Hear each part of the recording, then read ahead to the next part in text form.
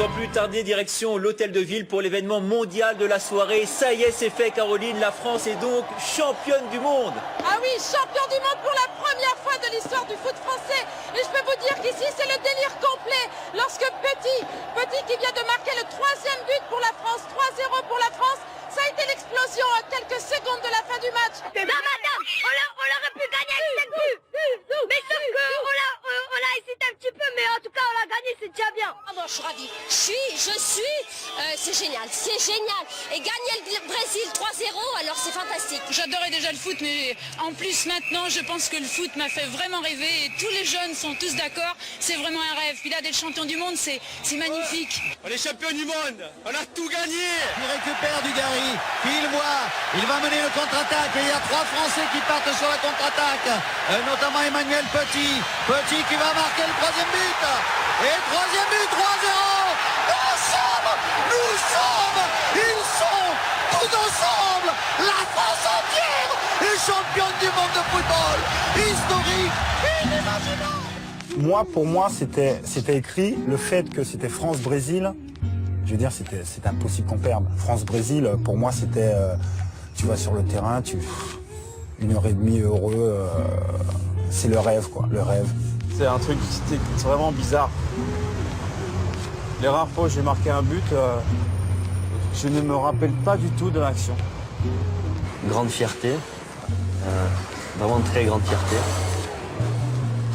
d'avoir gagné le plus beau trophée qui puisse se gagner dans le foot, de l'avoir fait en France et surtout dans l'esprit. Tu dis ouais, bon ça arrive toujours, t'as l'impression que ça arrive toujours qu'aux autres. Tu dis à moi ça peut pas m'arriver ça, c'est impossible. C'est indescriptible comme émotion, c'est pas possible. Par contre là la réalité c'est le lendemain, où là il y a des milliers et des milliers de personnes qui défilent pour voir ces champions.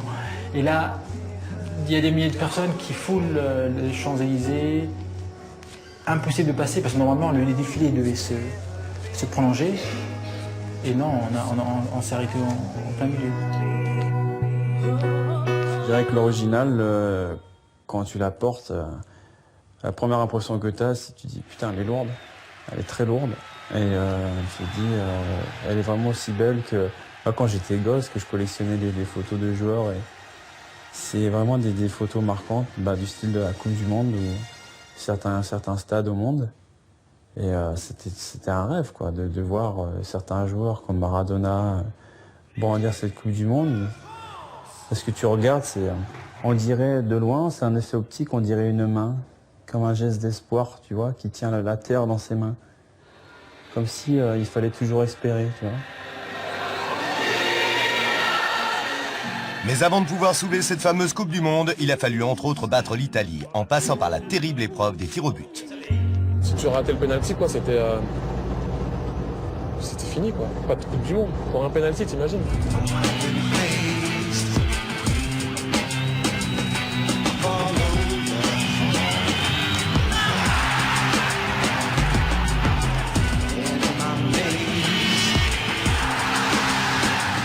Un penalty c'est bête mais c'est 50-50 quoi.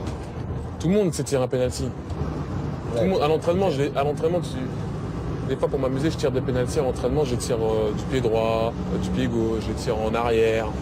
Mais quand tu arrives là en quart de finale de Coupe du Monde, t'as l'impression que le but il est tout petit. Sur le moment tu vois si j'avais réfléchi vraiment, si tu réfléchis à tout ce qui s'ensuit si tu le rates, tu vas pas. Hein. Si tu me disais tirer, je vais pas là. T'es fou, je vais pas. Par contre sur le moment je pouvais pas ne pas y aller. Je dois y aller.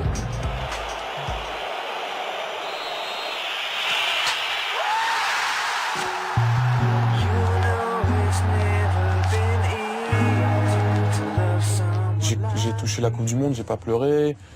Il y a eu vraiment des trucs extraordinaires, des moments vraiment émouvants pendant la Coupe du Monde, j'ai pas pleuré. Et je suis arrivé à la Désirade. Il y avait pas beaucoup de monde, mais c'était les gens que je voulais voir, quoi. Et j'ai pleuré dans les bras de ma grand-mère pendant au moins 10 minutes. Pendant au moins 10 minutes, je suis resté dans les bras de ma grand-mère et j'ai pleuré. C'est à l'Élysée, au nom de tous les Français, que le président de la République immortalisera cet exploit en leur remettant la Légion d'honneur. Monsieur le Président de la République, merci, les Bleus, pour ces moments uniques que vous nous avez fait vivre. Merci pour ce bonheur immense. Merci. pour l'image de la France et pour l'ambition que vous avez imprimée dans notre cœur. Moi, comme j'ai toujours dit, tu vois, on me la donne, je la prends. On me la donne, je la prends, mais je pense quand même que ça a dépassé... à mon avis, c'était plus pour marquer le coup. C'était, pour moi, personnellement, c'est un peu trop pour moi, parce que je pense qu'il y a... Par exemple, je sais plus c'est quelle histoire, un Sénégalais qui avait fait la guerre. Il allait avoir 100 ans, je crois. 100 ans. Et il est mort la veille où on devait lui remettre la Légion d'honneur. Et tu vois, ça me fout les boules parce que moi, j'ai rien fait, quoi. Quand même, lui, il a connu des trucs vraiment durs, alors que toi, tu as fait quelque chose qui te plaisait. Et on t'a donné...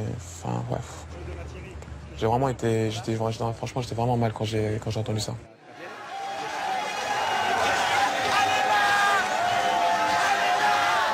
Et c'est vrai que quand je revois les images ou quand je regarde des bouquins sur la Coupe du Monde, ce sont ces sensations de nostalgie qui vient et qui ne m'aident pas vraiment pour le présent. Donc j'essaie de mettre tout ça de côté, j'essaie d'en parler le minimum possible, mais en même temps, c'est vrai que l'attente des gens, c'est qu'on en parle. Et évidemment, on te pose des questions dessus, et évidemment, il faut en parler, il faut exprimer un petit peu des émotions. Mais dans la vie de tous les jours et par rapport à mes objectifs présents, ça ne m'aide pas.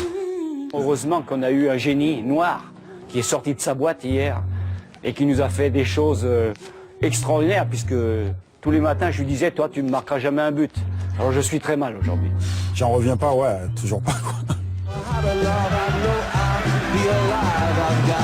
Alors attention, l'égalisation immédiate de Thuram. Thuram qui égalise immédiatement après. Jordan lui remet bien dans sa course de l'intérieur. Thuram égalise pour l'équipe de France. Jarny, attention, Thuram qui perd le contrôle de la balle. Mais pas pour longtemps, il frappe. Mais non, but de Thuram, but de Thuram qui a vu l'espace et qui a frappé à l'instant. Il marque Thuram. Et l'équipe de France a joué. Peut-être le but qui va conduire les Français à la finale de la Coupe du Monde. Oh, quel but! Je prends ça comme une récompense que peut-être que je suis quelqu'un qui j'essaie toujours de travailler. Là, c'était la récompense. On dit, tiens, voilà, aujourd'hui, cadeau. Régal de but. On a vécu quelque chose de tellement beau qu'on voulait ce soir leur rendre aussi hommage à ces gens qui nous ont donné autant de plaisir. Entendez-vous dans les campagnes mugir ces féroces soldats. Ils viennent jusque dans nos bras, égorger nos fils et nos compagnes.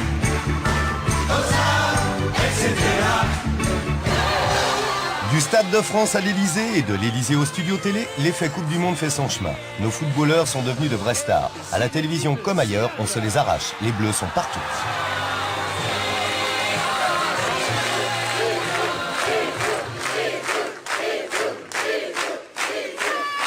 Messieurs, merci beaucoup. Merci beaucoup, merci d'être là pour cette année en Français, pour nous, quel outrage, quel transport, une doit exciter. Mais quand on est champion du monde, je crois que tous les supporters, même s'ils ne sont pas français, ont envie de voir l'équipe de France et ont envie d'avoir des autographes. Je m'en suis rendu compte en Allemagne au Bayern. C'est vrai que depuis, on me parle très souvent de ce titre-là, où on m'appelle tout simplement World Champion, des choses comme ça. Ou si par exemple à l'entraînement je fais une erreur technique, il me dit c'est pas digne d'un champion du monde, des petites choses comme ça. Élevés au rang de stars, nos champions du monde gardent la tête froide et ont pour priorité de rester eux-mêmes. Les regards sont beaucoup plus braqués vers nous, mais je me fixe pas là-dessus. C'est-à-dire que des fois je me mets une carapace, quoi. Que je suis tranquille et que non. Que des fois je joue le jeu en disant non, c'est pas moi. Moi, le jour où mon frère ou mon ami, le vrai, quoi, il vient me voir et me dit Thierry, t'as changé.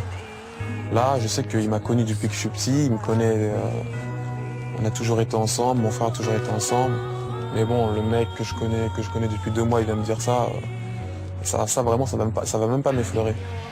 Mon statut n'a pas changé après la Coupe du Monde ou avant la Coupe du Monde ici en Angleterre. Parce qu'ici, la culture du football est immense. En France, par contre, après la Coupe du Monde, c'est vrai que les gens me regardent différemment. Moi, ça fait partie de mon curriculum, je veux dire, être champion du monde, champion d'Europe, etc. Ça fait partie de mon curriculum. Je suis ici pour bosser. Je suis venu de mon île pour venir bosser en France.